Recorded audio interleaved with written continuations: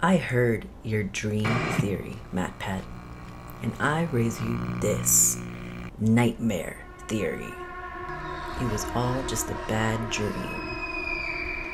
Not the events of the first 3 games, but the 4th game? Entirely possible. Ultimate Custom Night's voice lines support the fact that what we see in the main gameplay of FNAF 4 is not physically happening. This time, there is more than an illusion to fear. I am given flesh to be your tormentor. But I think that what we see is actively happening. The nightmares really did assault the player of FNAF 4, at least in the player's mind. The bedroom is nothing but set dressing. The nightmare animatronics are just props. And the gameplay? Well, it's just a ripoff of FNAF 1. He still squeaks. Okay. Well, no. The gameplay is not reminiscent of FNAF 1 on accident, nor is it like that due to laziness. This torturous show is being orchestrated with a purposeful, punishing, and relentless precision. And who on this Freddy Faz Earth could possibly deserve to experience such horrific nightmares?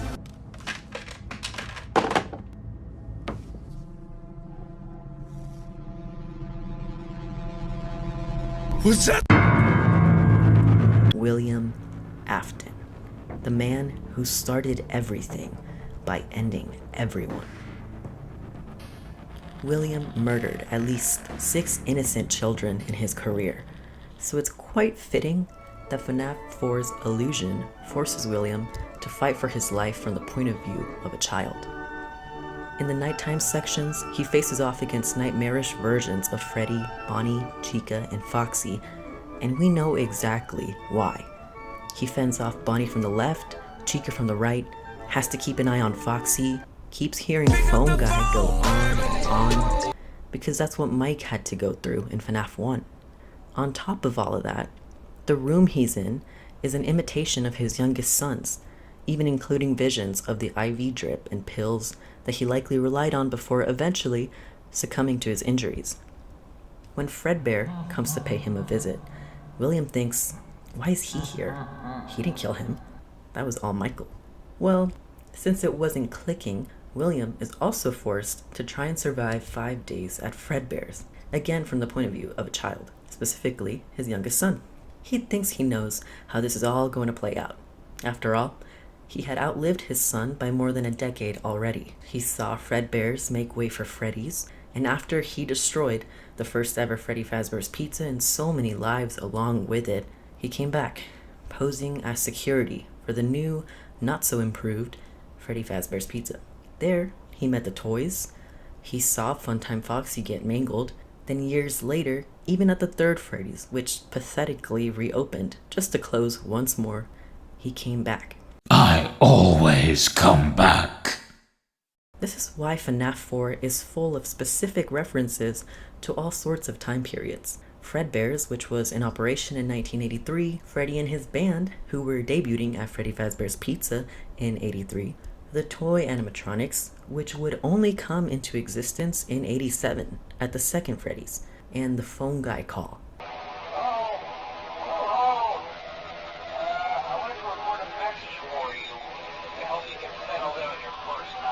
Implying that Mike's already gone and spent his nights working at Freddy's. Finally, the finger trap Spring Bonnie toy is in reference to William's spring-lock death, which means that by the time William is trapped in this nightmare, everything has already happened. Well, everything except the events of FNAF 3, which take place after the Fazbear Frights team accidentally set William free from his torment. We should probably talk about who's responsible for torturing William, if you haven't already guessed. Workaholic and absent father that he is, there is something William never counted on. That the victim of his first ever and worst ever murder would somehow find a way to communicate with his son the dark truth behind Fredbear's. No one believed the crying child. They laughed in his face and bullied him relentlessly due to his unfounded fear of the animatronics. But we know better. We know that there really is everything to fear about the animatronics, and it's not their fault. William is the sole reason the animatronics are so dangerous, not a glitch in their system or the absence of a proper night mode. They're designed to fail. They're designed to kill. It was too late for Cassidy, but in their afterlife, they tried their best to get the crying child to safety. When that failed, they made a promise to put him back together. A promise that would take over 30 years and a little help to fulfill. It was all supposed to end with FNAF 3, and FNAF 4 didn't change that. If my proposed nightmare theory is correct, the 4 games all told the same story. The story of a child murderer who hid in plain sight, somehow able to escape the consequences of his actions and inactions time and time again, until the night where it all came back to bite him, when he let himself believe there no longer existed any threat left to stop him. The Follow Me sequences show William accidentally walking himself right where Cassidy wants him.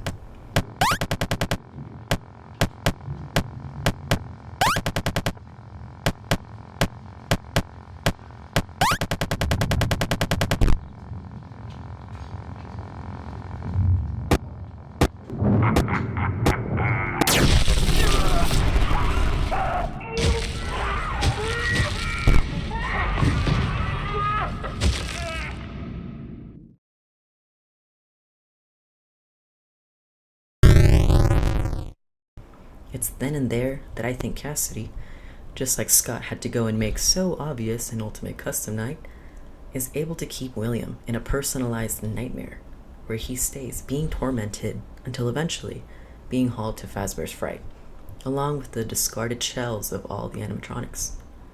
While holding William in a recurring nightmare, Cassidy simultaneously focuses on putting the crying child as back together as possible, before everything goes down in FNAF 3 with Mike and the puppet.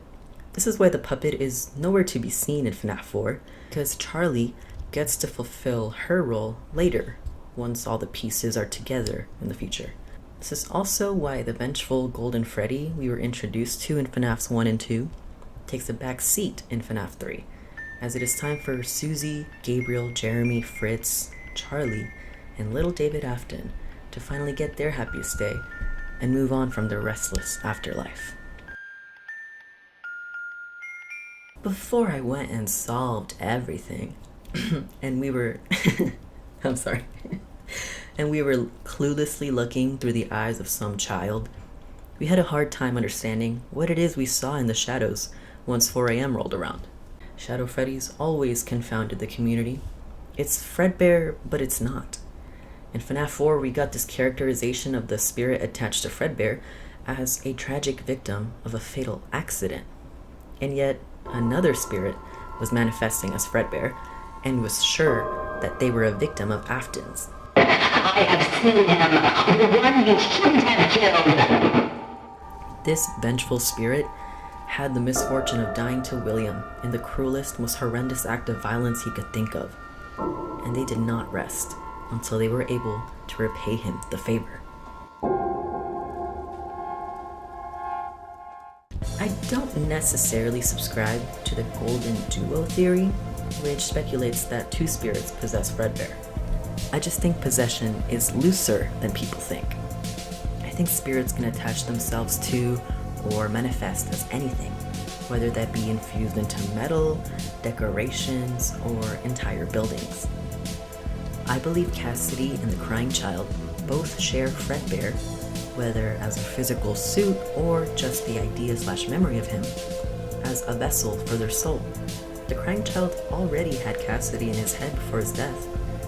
I think their connection through Fredbear allows them to have back and forth dialogue in their afterlife, like we see in the security logbook, or like Andrew and Jake in the Fazbear Frights novels. Those 2 actually do share a physical body as the Stitch Wraith. In their case, Andrew is a vengeful victim of Afton's, while Jake is not. But the reason Jake ends up possessing the Jake doll and sharing bodies with Andrew is indirectly his father's fault. Kind of how the crying child's soul persists and is intertwined with the souls of the murder victims, even though his death wasn't a murder. William perhaps didn't intend for his son to end up like his victims, but ultimately, he was the one responsible.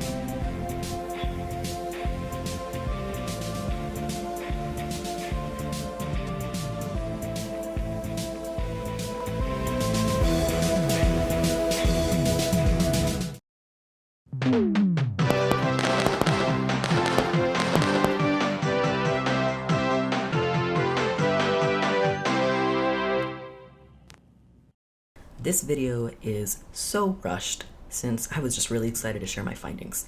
However, I have another video in the works where I'll be breaking down every FNAF location in chronological order and of course throwing in my theorized death order and other fun stuff. So subscribe if you're interested in catching that video when it comes out. Also, this is not only my first FNAF theory, but my first video on this channel period, so hey, thumbs up for that. If you've got any questions, comments, or concerns, please leave a comment below to share with the class. That's all I have today, so until next time, bye! Oh, and what's in the box?